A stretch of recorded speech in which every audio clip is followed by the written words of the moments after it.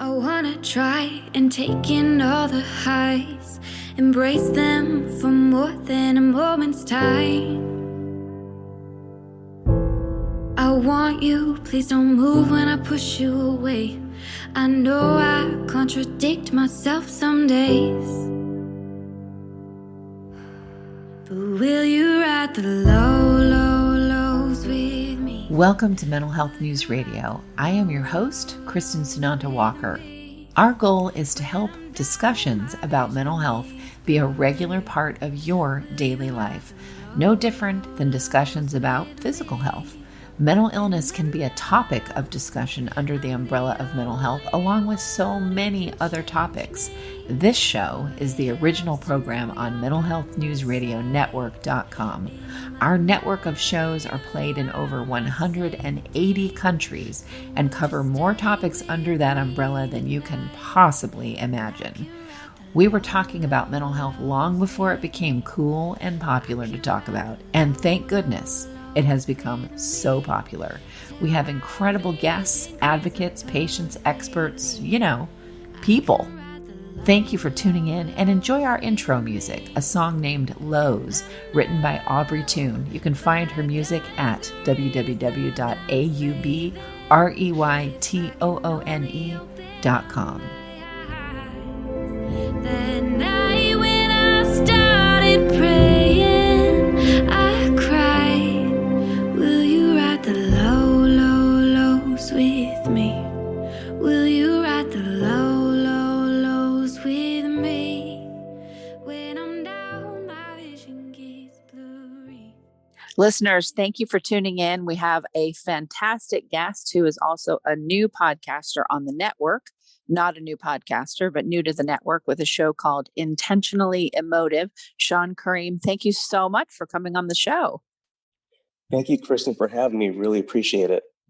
Absolutely. Now, I had said, oh, yay, we finally have a male talking about abusive relationships and narcissism and all that. And we certainly have had podcasters that are male bring that up in certain shows they've done, but we haven't had anyone, really dedicate a show to this. And my goodness, it sure deserves that, especially in light of the what's gone on with a couple of celebrities right now.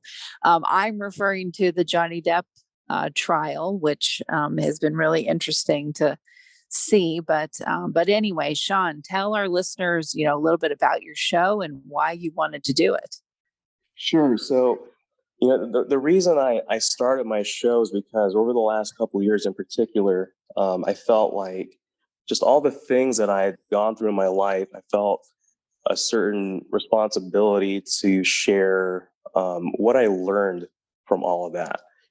And that was partly not finding any particular source that I could relate to or rely on. And as I was talking to different people, I seemed to have found a certain niche, particularly being a male, having that perspective, that point of view, just to kind of get that out there. So that was the kind of the genesis for all of that coming together.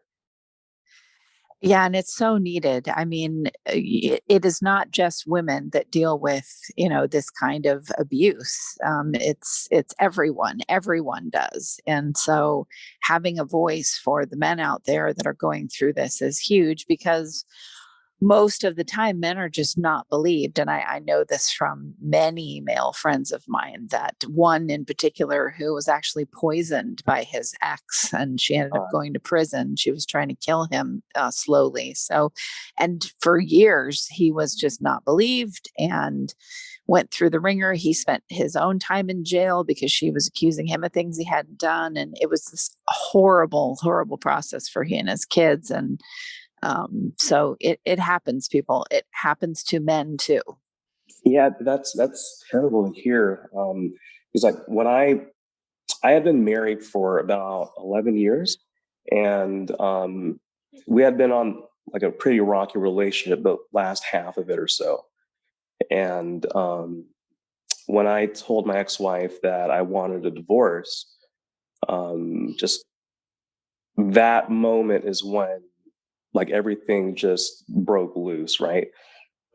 Anything that could shatter in the house was shattered. Wow. And, lots of screaming and, verbal abuse that was already there anyway, but not to that level.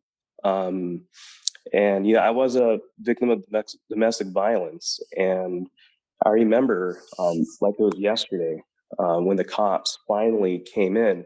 What happened was at this particular point, it was like 45 minutes into it, and I was holding my ex-wife from behind to kind of like stop her from causing more damage, and she Right. was screaming out a window that she had broken.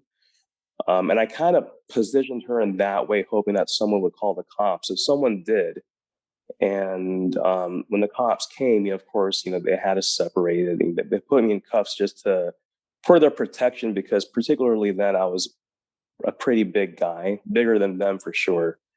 So yeah, and I understood that. You grew up in LA, I'd seen that a lot. Right. Um, but they made a determination based on my behavior during that time compared to my ex-wife's behavior. She had been continuing to yell obscenities, and she threw her wedding ring, or she tried to throw her wedding ring at me. She ended up hitting one of the cops, so that they could kind of see the behavior. Right. And even when they finally told me that they were going to take her to jail that night, I wasn't clear in my mind about what was actually happening. I said, no, no, no, I want her to stay. And he was kind of looking at me because, what do you mean? I said, well, we have to talk about this. There's things that we need to discuss. Yeah. And he's like, I need you to sit down. So we sit down, and he goes, you need to understand, like, my partner and I have seen this for years. If she comes back into this house with you in it, especially tonight, the next time we come back, it's going to be because you're probably dead. Yeah. Yeah, I still didn't get it. And it wasn't That's until, a good cop. You know what I mean? Because yeah, I've seen a lot of them go in and it doesn't matter. That's a good cop. Yeah. yeah. And I'm glad he said that, because as I repeated it to my therapist and eventually the courthouse to file a temporary restraining order, it people's urgency behind it is what made me understand, oh, this is actually a big deal. Um, and I hadn't been sharing with my therapist about the abuse I had been experiencing, because I didn't think in those moments it was that big of a deal. Uh, Right.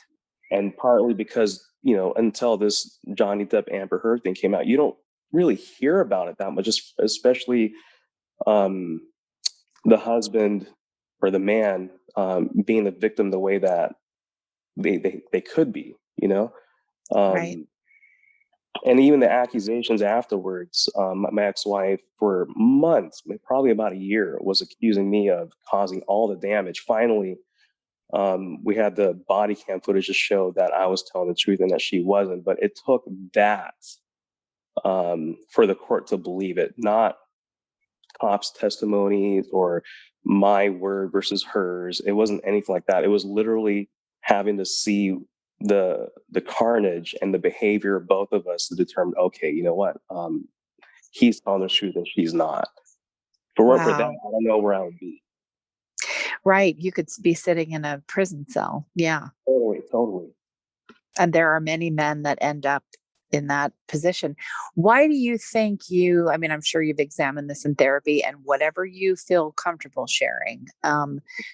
Have you looked at, why you didn't see signs of these things happening as signs of abuse? Yeah, so that's an excellent question. So my therapist and I afterwards, we had reconnected with some of the things I had talked about when we first started talking, which was like maybe a year and a half prior to that. And I had grown up seeing my dad, essentially ruin his marriage with my mom. And my mom didn't leave more for traditional reasons than anything else. Um, and I remember, throughout the years, me telling my mom, I'm not ever going to be like him. And so, with that, whenever I saw a sign or signs of things going haywire, the option of ending it never occurred to me. it was always, okay, this happened. I can do this or that to make it better. And Right. so when it was verbal abuse, emotional abuse, some of the physical stuff, it didn't occur to me that that was wrong. It was, oh, we're in a pretty terrible position. As the man of the relationship, I need to see if I can correct this. My God. I mean, I told, having been in my own relationships like this and helping a family member and many friends get out of these relationships, it is interesting how much the rational mind of a non-character disordered person, how Mhm. much you can try to make order out of something that is completely disordered. Yeah. And that's an excellent way to put it because I remember maybe 2 weeks after my ex-wife and I split, that after that day, um, I remember. So you know how when people ask you how you're doing, the correct response or the normal response is, I'm doing well. How are you? But when my Yeah. therapist asked that, I knew what she was asking, so I never took it the way that most people would.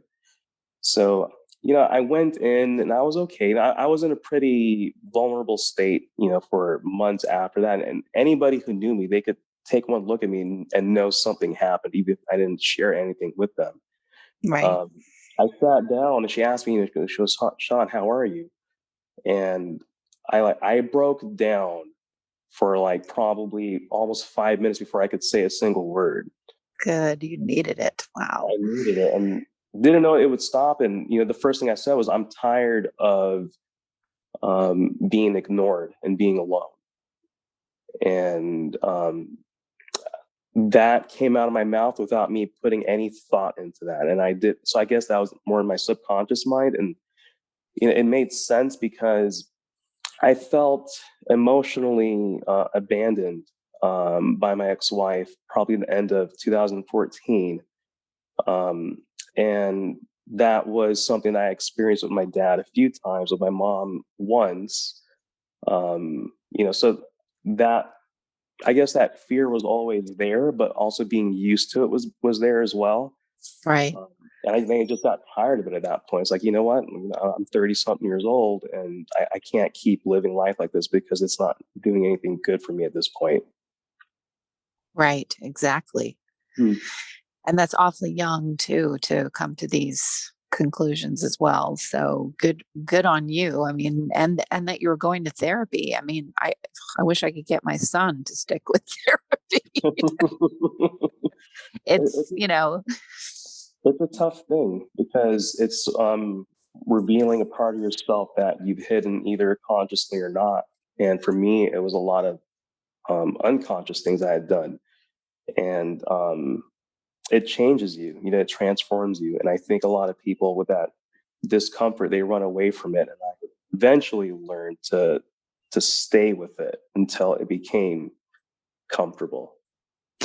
it's kind of an odd. Did you have that thing? I had this thing happen where I had been in years of therapy, but I finally felt the discomfort. There were so many ways that I um, distracted myself from feeling my pain. Right. And then one day I went, oh God, I just feel so uncomfortable. I was moving around in my seat. And I was touching and then I went, oh, I'm feeling my feelings like in my body. Ooh, this Oh, feels like crap. But I went, okay, good. I'm allowing it to happen. Fantastic. And then I got comfortable with being uncomfortable, but it was a process. yeah, no, absolutely. When that happened with me, like my first 3 or 4 sessions with my therapist, we didn't really go anywhere because, as she was trying to help me, I didn't know where to start. And, Yeah. what ended up happening was I had to go so far back into like the early years of my life to understand like kind of like where things started to happen for me. Um, and I didn't know to go that far back because I thought feeling like that was normal. Right. But I got to the point where I muted that. And even now, sometimes I catch myself when I'm speaking that I'm kind of monotone. I think it's just my body has learned to not express that emotion as much, and I'm still learning now Right. to feel it and to use it to my advantage, whatever that is, whether it's to sit with it to let it go or sit with it and do something positive with it. Right. And it's interesting too when you are doing it related to another relationship, and maybe it's not even one that's gotten to a level of toxicity, but it's one that you're making an active choice. I don't think that this is a healthy friendship or whatever for me. Right. Getting And to the place where you feel that, and then you can go do what you need to do to sort of back out of that relationship. That's a process all of its own too.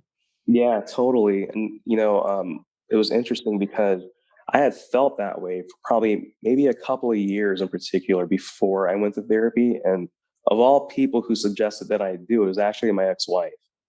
Hmm. She used to be a mental health therapist in the UK, so she understood what to look for and the impacts of it. And she kind of been like hinting at it, but one day she just flat out told me, "I think you need to go." Um, and if it weren't for me going to therapy, I don't know if I would have figured out.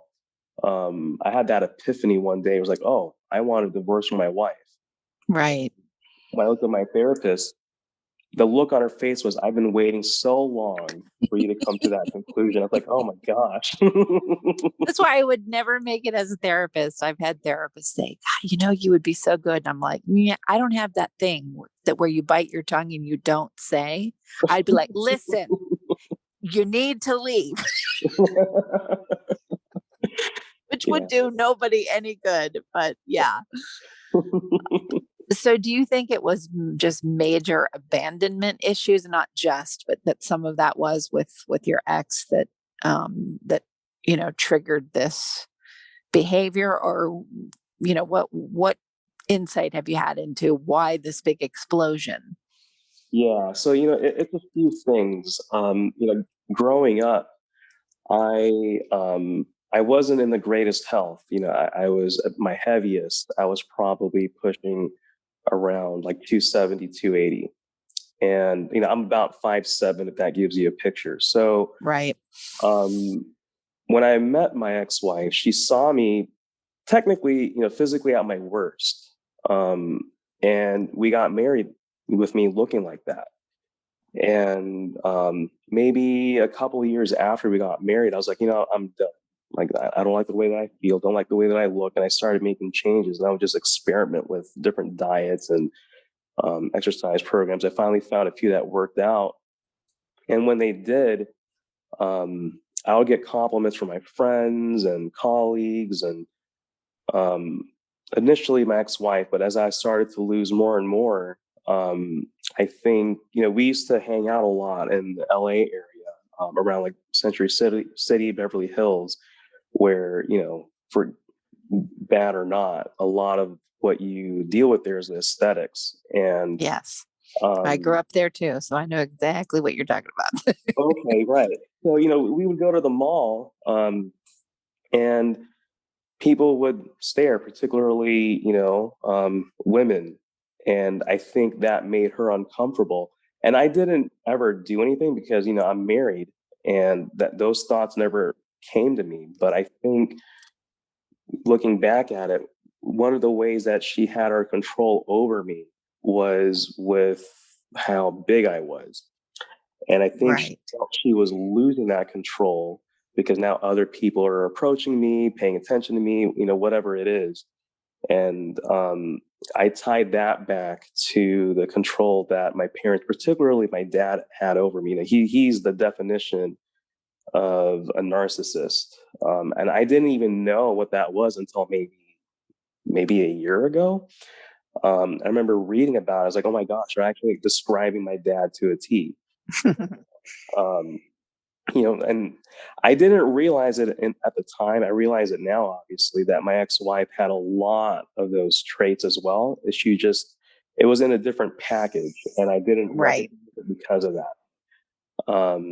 So, it was things like that, a lot of the emotional abuse, a lot of the control, a lot of manipulation. She lied about things from the start, and I kept sweeping him under the rug, thinking, "Oh, it's not a big deal. It's okay. She didn't mean this. She didn't mean that." And eventually, um, it became too much for me to ignore, and I had enough.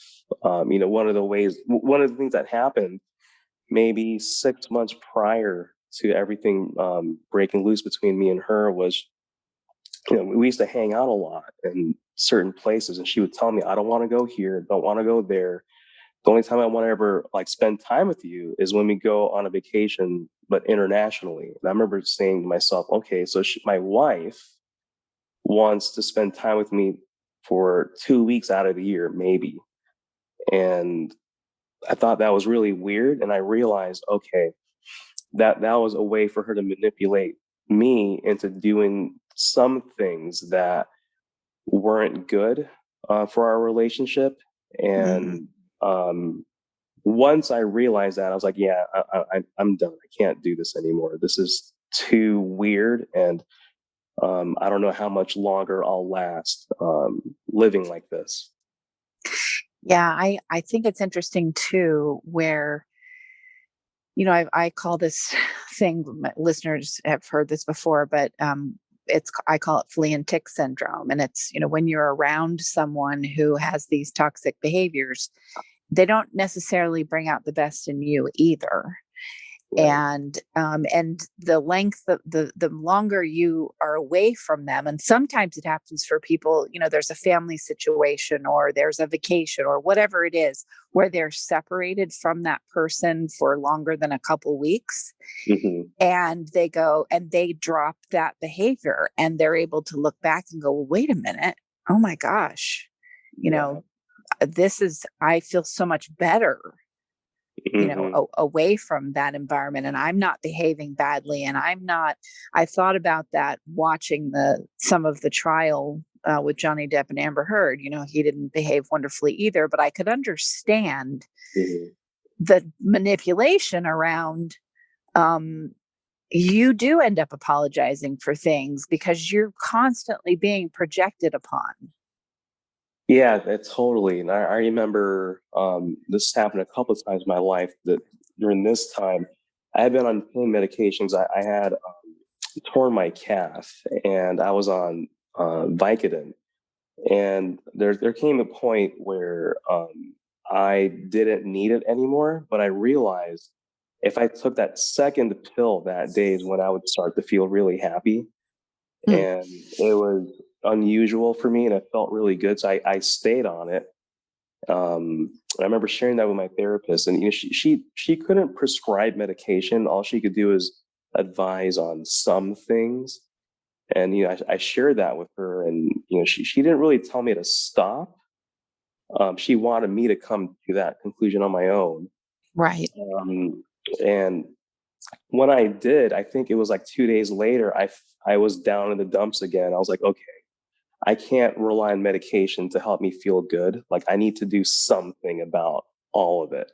So, with Right. Johnny Depp, that behavior at least, it resonated with me. It's not something I'm proud of, but I understood it. I understood where he was coming from. And I feel bad for anybody who has to rely on that Yeah. to feel normal. We shouldn't have to do that.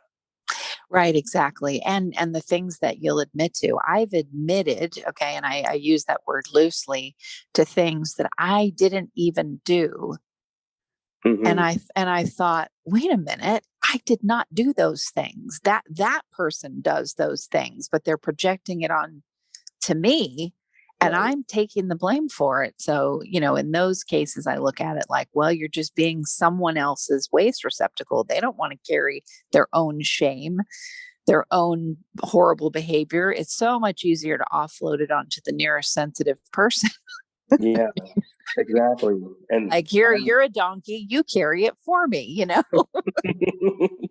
yeah, and I'm extremely sensitive, and people who know me really well know that about me. Obviously, my ex-wife did, so she knew how to play that against me. Yeah.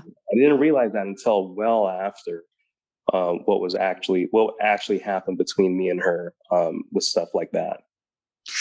Yeah, it's does she know about your podcast, or are you far away from that situation?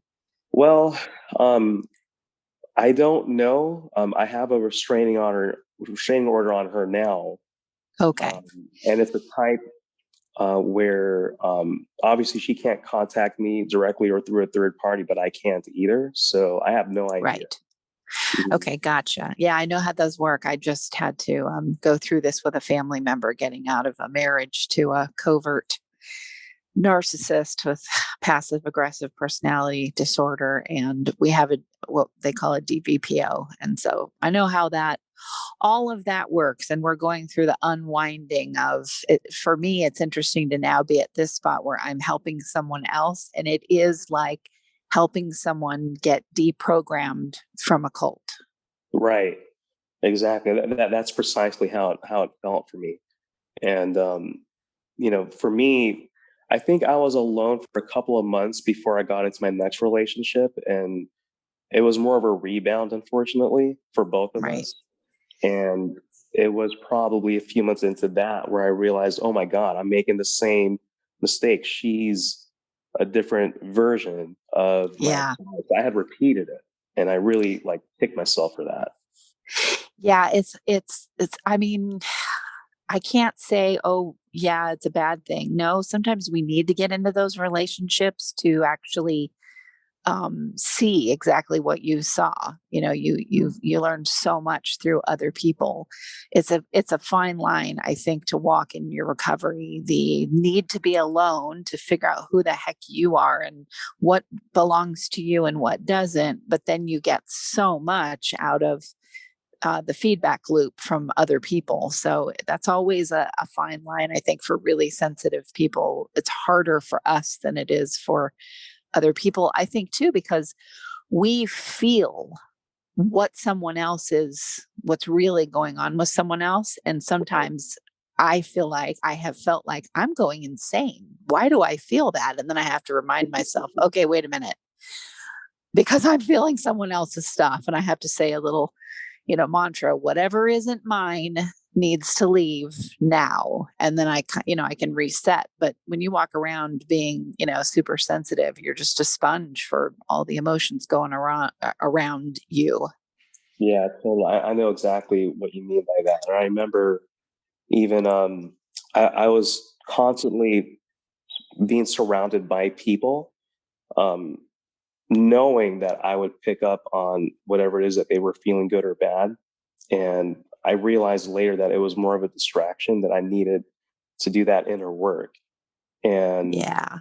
so I did. I was alone. I was in solitude for a while. Um, one of the toughest things I've ever done was that. But I'm so Yeah. much better and healthier for it because of it.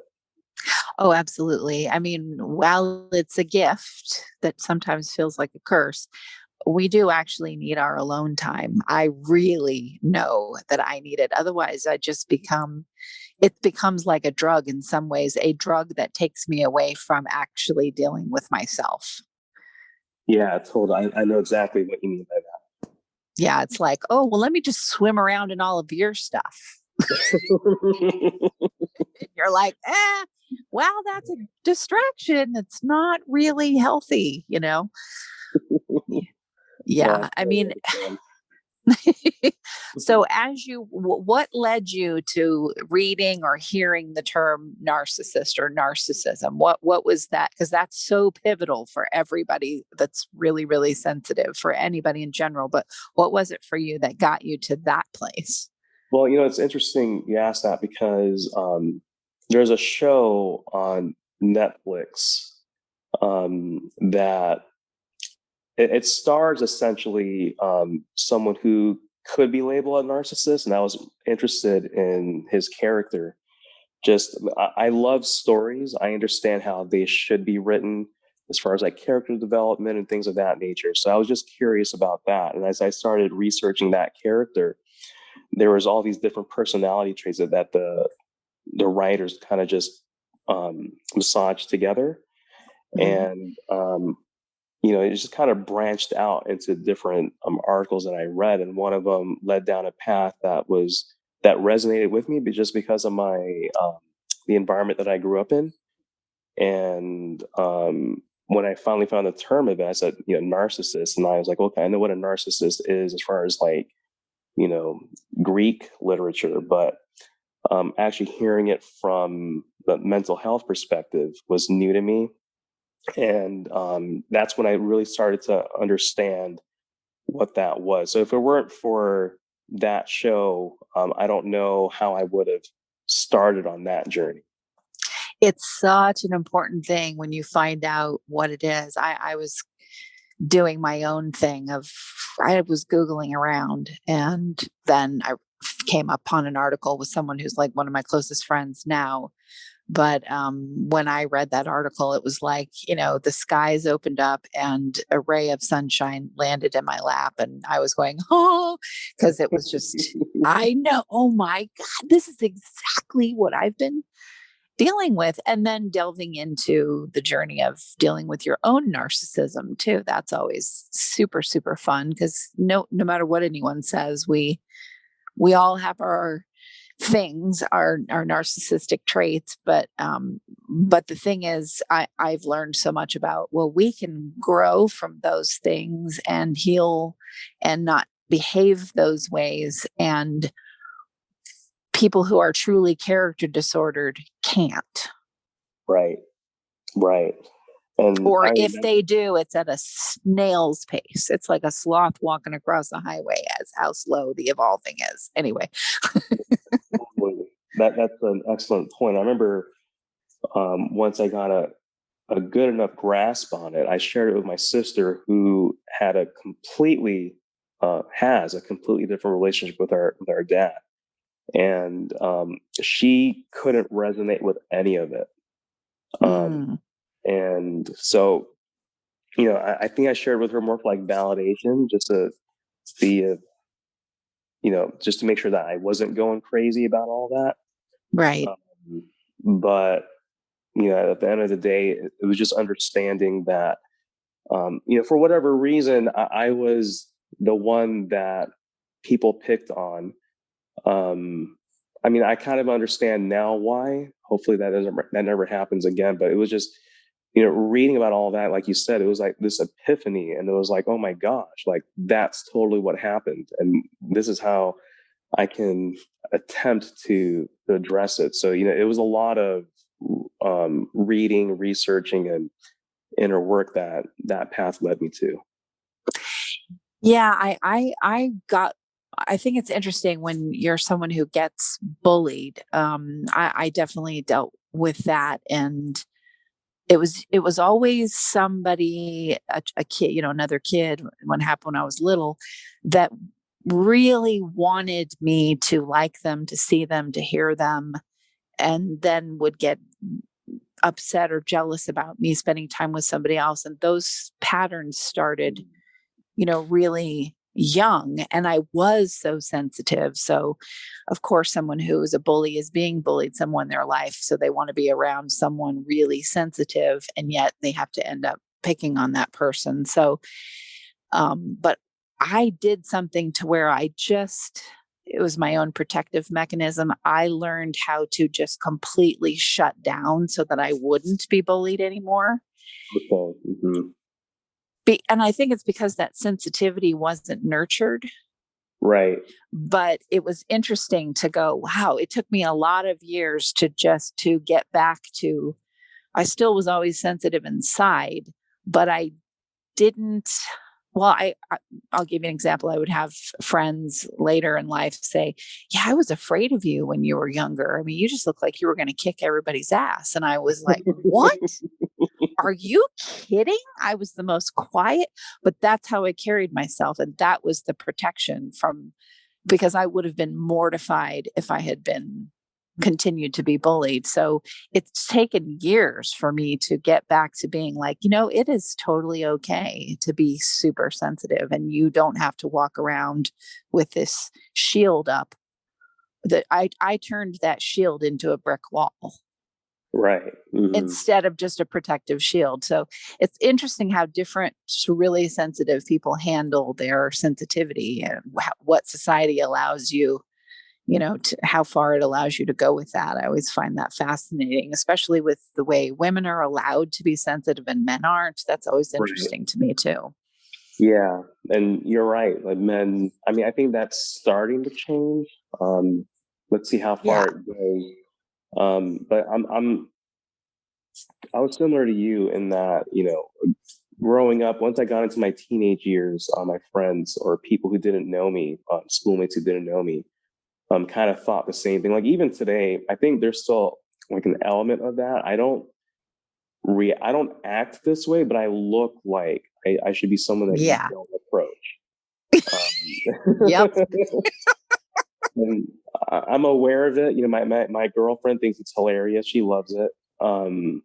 But once people talk to me, I think they see, I smile and I think I'm easy to talk to.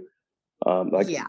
it's just kind of like releases that that wonder that people might have about me. And I didn't have that a decade ago.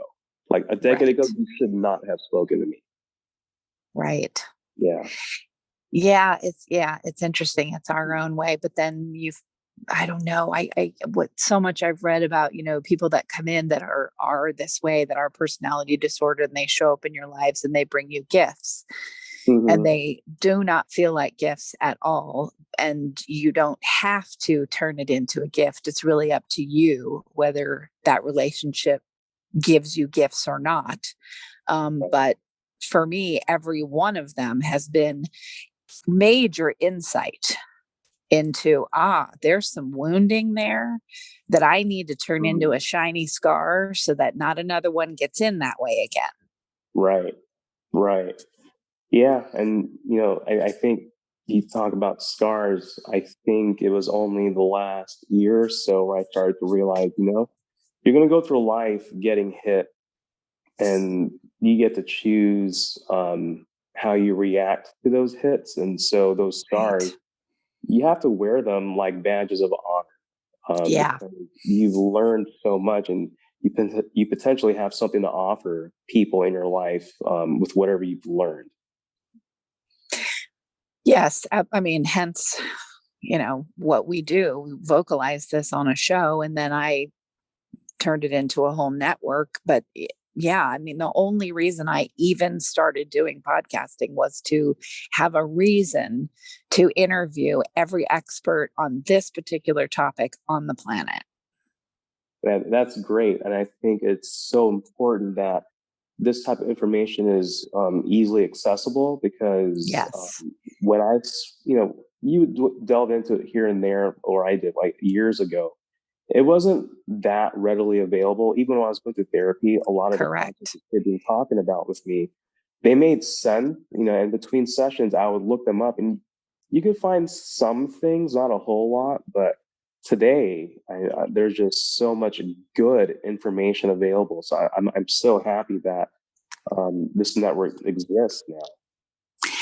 Yeah, I am too. When I was looking around too, there wasn't a lot of this information readily available. There were, like you said, there were some things. And then I met a lot of people that got into this narcissistic abuse community. I think I talked to you about that on another phone call, but and then there are quite a few very, very toxic, abusive people that are out there as healers of abuse, and they're doing more damage, of course, to victims who are already damaged. So Hmm. I delved into that just because had a company, and you know but it's interesting the things that you learn. It's interesting.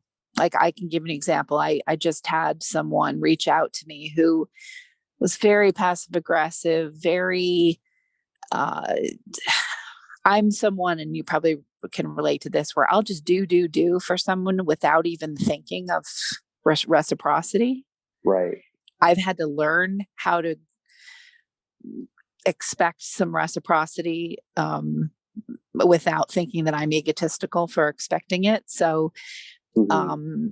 they reach out to me out of the blue, and it's someone that I walked away from, and then I find out, oh well, they're launching a book.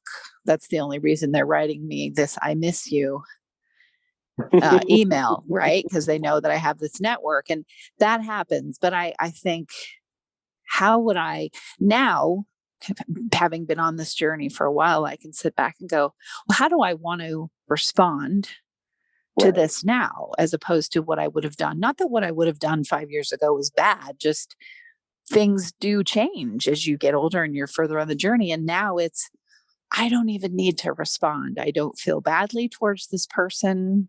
I don't want to shame them. I just don't need to respond. And Right. that's a new place for me, because I think when you're really sensitive, you over explain everything. Yeah, Well, exactly. here's my no, and this is why, so that someone understands. And now I'm like, I don't need someone to understand. No is no. Yeah, that's a powerful place and weird place for people like you and me to be in. Yes. I don't have a relationship with my dad, but I still have to interact with him here and there. Hmm. In the last two that I had, if he asked a question that I didn't agree with him asking for whatever reason, I literally would ignore it. I wouldn't acknowledge it. Good for you. It's interesting because he was the person was where he was like super aggressive, very controlling, super manipulative, and not responding to someone like that puts the power in your hands, and they can feel it. Yeah. Um, and the look, not just, I'm using him as an example, but the look on his face was, I don't know what to do with this, so I'm just going to keep quiet. And that's what we want for them. We don't want to interact with them. We have responsibilities that we need to take care of, interests that we want to participate in. We have to put our energy into those things, not into doing what we used to. Conflict. Right, Yeah. exactly. Yeah, it is. You're right. And I got chills when you said that. I mean, it's so true. It's all those movie and book um stories about, slaying your dragon, and the dragon is the narcissist many, many, many, many times. And you're right, if you just don't say anything, you don't respond. It's a little bit like the gray rock article that Right, I sent you, but it's right, also just, you're right, it's holding on to your power. I look at it like, okay, for my entire life, I've been, this sponge of all everybody's angst. And now I I'm still a sponge, but the sponge is open and available as I want it to be, not just willy-nilly out there for anybody to grab onto. And it is so powerful. It felt odd for a long time to be that person that didn't respond. right. And that's an excellent way to put it. And I think it's honestly it's something to celebrate, like even to the point where Yes. like I don't know how often I smile in life. Not that I'm unhappy, but when when that opportunity presents itself and I react that way, I always smile, and I smile for me. It's Yeah. not laughing; it's being proud of myself, which is still a weird thing to do. It's You know, but totally. I know. Totally. yeah, It's all associated with having an ego involved. And no, it is okay to like smile for yourself. yeah. And and that's one of the reasons why I have this podcast now is because yeah, I'm sure male or female, it doesn't matter. There's other people who have gone through or are going through what I've been through, and I want to let people know that you can get to the other side of it because I have, and I didn't know that I could. I didn't know what the other side would look like. Right. And here I am. I'm still working through some things, but I'm so much better than I was even a year Yeah. And I can feel a lightness and that smile in your voice. And I ago. have that too. And I'm amazed at how many people, and this is something I heard when I was a very little kid, and then never heard until my early 50s, which I'm in now, you have the best smile. Your smile lights up a room. And you know what? It does, because when I'm smiling, I am, and I'm smiling at another person, they can't help but smile because of Oh, how much I've filled up myself with self care and saying no. Oh my God. Every time I say no to something, whether I say it verbally or not, is another reason, like you just said, for me to smile. So the smile just, I mean, I could have crooked teeth and, be wearing a ghoul mask and it would still be a great smile because it's lit from within. But all those years, my light was under a barrel. I couldn't find it and I was giving it away to everybody except right, myself. right. You have to take care of yourself first, and it's weird going from suppressing a smile to letting it out now, and then have people compliment you on it. So yeah, I Yeah, totally get that. exactly. Exactly. It's something to cultivate. If I'm alone too much, which I can do that, and then I just have to go to the grocery store and I can come out higher than a kite just because I talked to three people and did something nice for somebody, and I'm like, okay, I'm full for a bit. That was awesome. Yeah, like the friend, I moved to the area that I live in now, Riverside County, about a year and a half ago almost, and I made friends when I first moved here, and the what they say about how different I am now compared to when they first met me, like they say I'm a totally different person, Mm, and they're right.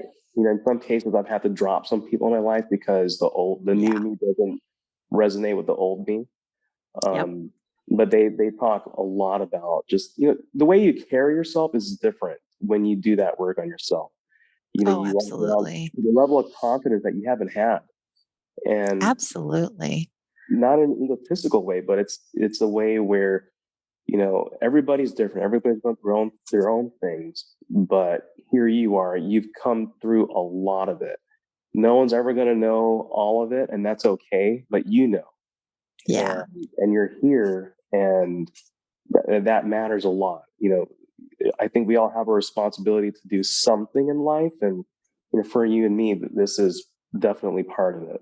Oh, absolutely. I can't even doing the podcast. I mean, just I tell people that, have never done one and they're thinking about it. I'm like, listen, get ready. I mean, you can do a podcast about building widgets and that's fantastic, but it's not going to do for you what it is when you talk about things to do with mental health and inner growth and all those things. That is, like I tell them, the mic is, and you, and doing that, talking out to the void and you don't know really who's listening, is like putting a supercharger on your growth. Right, totally. And when I first started like putting together the idea of this podcast, the idea of it then is about 80% different now. Right. And part of that was because I wasn't going to talk about me. I wasn't going to even put my name out there. Um, and I had a couple of people tell me, it's like, no, you need to do it because people, it's not so much about your story. That's part of it, but the main part of it is what you've learned from it, and people need to hear it. And Yes. I think it's so important that we do that. So, when now, like, I'm totally out there in a way that I never thought I would be. But I feel so much better for it. Absolutely. And it'll just keep going and it will grow and evolve and change. I mean, take it from someone who's doing it, almost a decade. It has grown and changed for me and people who, God help the people that have listened to me since the beginning. I love you and I can't believe that you stuck around this long, but they have heard me, at the worst. Oh man, she is really full of herself on this show. And then, oh nope, oh, she got slapped in the head with some humility. Okay. Or, oh, she had some growth. Or, oh, okay, well, she's going down a wrong path here. They've heard the whole shebang of what's been going on in my life, and it's it's fascinating, and it's fascinating to put it out, to get it out. I think when you're very, very sensitive, you're so used to holding things in because you don't, well, let's be honest, the world is not quite welcoming for those of us who are really sensitive. Right.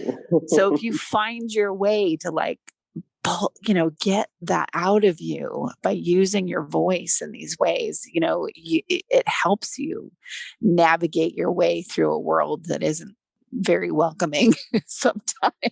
Right.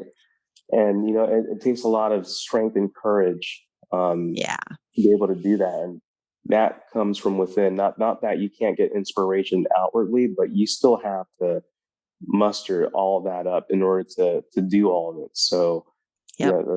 good on you for doing what you do. I mean, I love it so much. Yeah, it's wonderful. I'm so glad. I'm so glad that you found us too, because we've got this whole narcissistic abuse recovery network, and that's just because we have so many shows on the network that talk about this topic. So I sort of made a mini network, and I'm like, and here's the only one there that's hosted by a male. Woohoo! Yeah, and I love that that you think of it that way, because I do think it's important. Not that, I mean, I honestly believe that females can relate and resonate with me, Of partly because course. I am so sensitive, and I told you in a previous conversation that my sister told me on more than one occasion that I'm like a woman. Um, and at first it was funny, but now I understand it. Yeah. Um, but the perspective that I have, either neutrally or as a male, um, I think is different. Um, just given where I am in my life right now and where I'm going, and I want to share that journey with everyone. Anybody who's interested, I want them to see it unfold as it's happening, because if you don't practice what you preach, then no one's going to listen, and Right. you're not worth the weight of your words. And I want to be that. So people will see that. People will hear it on my show for sure. And you'll get this, and if you have, unless you have already, I would have people say, "Listen, I just sometimes I turn on the same show where something I said or something that the guest said really helped them, and they were trying to chew on it, and they sometimes played it over and over again just to be able to go to sleep because they're in the middle of an abusive relationship and they're trying to get out of it." And that's so interesting to me. But I get it, because there were articles that I read. There were people I listened to when I was in the midst of getting out of those relationships where, you just need to hear that. It's like you're trying to, well, it's not like, it is that you are trying to reprogram your behavior, your brain, everything so that you can get out. Yeah, absolutely. That's interesting you say that, because I check my stats every couple days, and I see it appears to be one particular listener who's listening to the same show like almost every day over and over again.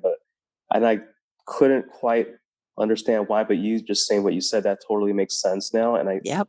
And I think part of this is not self-abandoning, to be consistent with what we're doing, no matter how Mm, hard it is. And and I had to be called out by that very recently, by my ex-girlfriend, because in my family, in a good way, I'm the black sheep.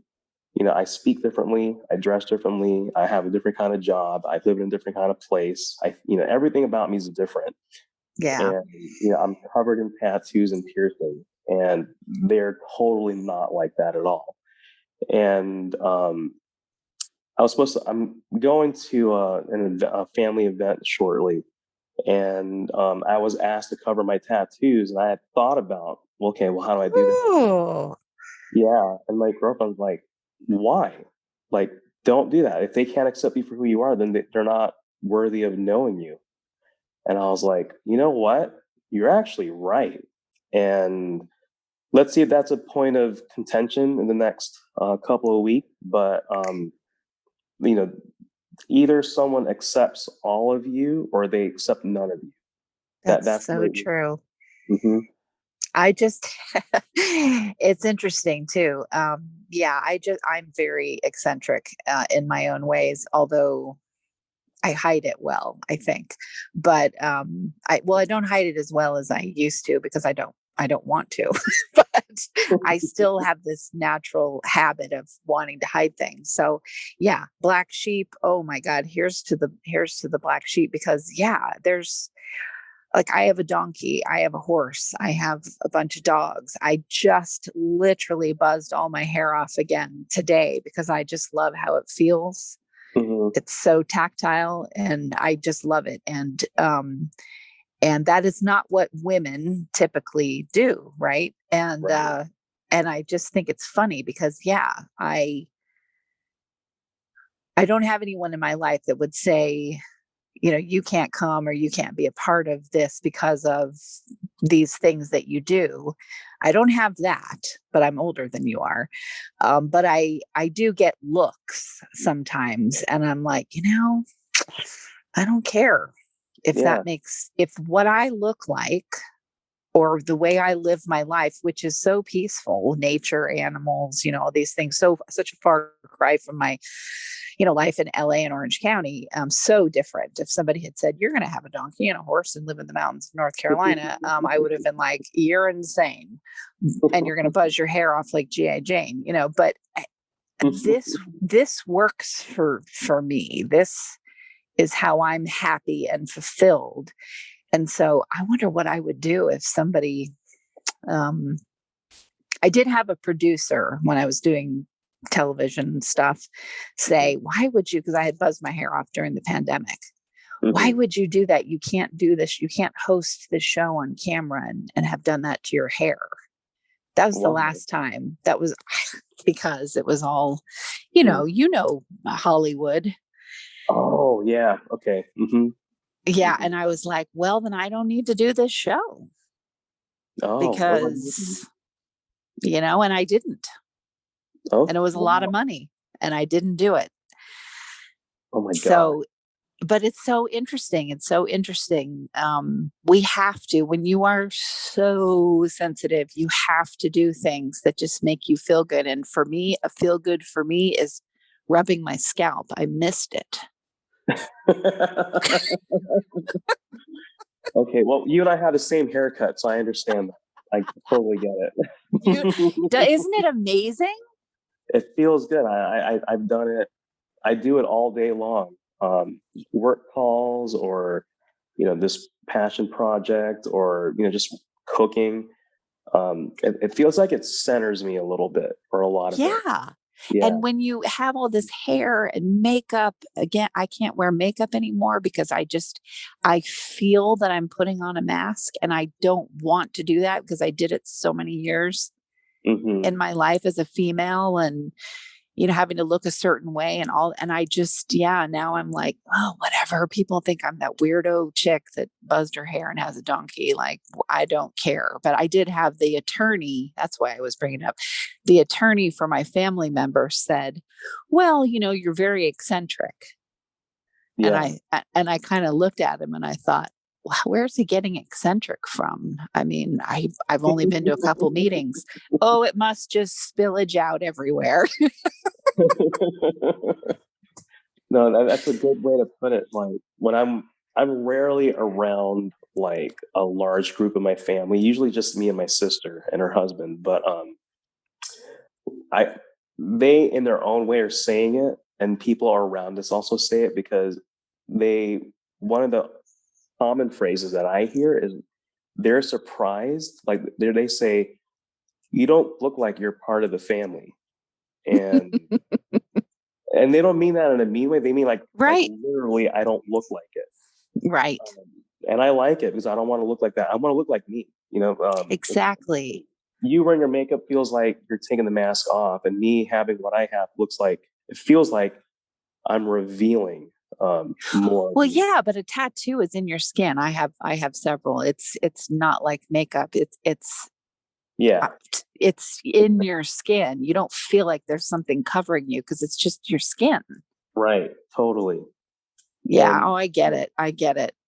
yeah, and then, whenever I get a session done, I always feel like that gun or that pen is revealing what's already there versus putting something there.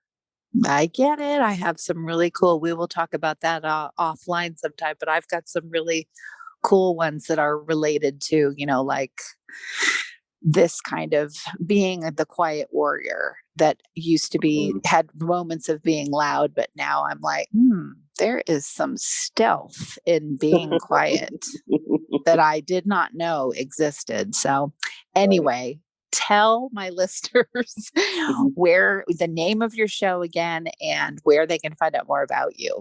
Yes, the name of the show is the Intentionally Emotive Podcast with Shaun Karim, and you can find it on visiting my website, www.shaunkarim.com. That's ShaunKarim.com. Fantastic. Well, I'm so glad that you found us. I'm so glad that you're part of this network, and I look forward to many more conversations. Yeah, this has been fun, Chris. I really appreciate it. I'm so happy to be here. Good, good. Listeners, tune into his podcast. It's fantastic. I've listened to some of the shows. They are so good. And the best thing about Shaun is he listens. He listens. I send him stuff and he'll write back and say, "Oh, I hadn't heard of that." And that's not something that you get a lot from men sometimes. So it's quite lovely. But thank you for tuning in, listeners, and we'll catch you on the next show. But will you ride the low, low, lows with me? Will you ride the low, low, lows with me? One thing you can always count on at Mental Health News Radio Network and my show is that there will always be dogs around. Why? They are natural healers, excellent for your mental health. The original therapy dog Miles has something to say in just a moment. For now, please check out all of our amazing shows at mentalhealthnewsradionetwork.com and all your favorite podcast apps. Until next time, I'm Kristen Sonanta Walker, and thank you for listening. And I can ride the low, low, lows with me. I can ride the low, low, lows with me. Till my vision clears up perfectly. I can ride the low, low, lows with me. Good boy.